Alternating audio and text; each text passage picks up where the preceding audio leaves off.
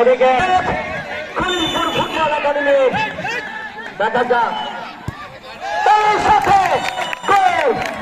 Committee box সামনে করতে হবে, কমিটি বক্স সবাই দেখতে পারে এখানে বহির এলাকা দল তার সাথে দারুণ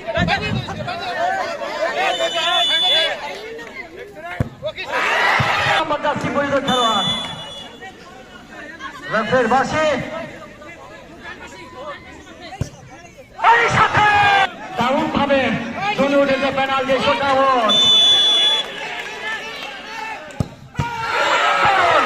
প্রস্তুত গোলরক্ষক এদিকে প্রস্তুত 10 নম্বর জার্সি পরিহিত খেলোয়াড় হাসান। দেখা যাক কি হয়।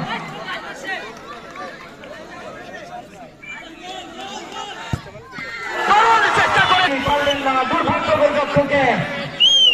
দলের মাধ্যমে আজকের এই খেলার যে শেষ হতে চলছে।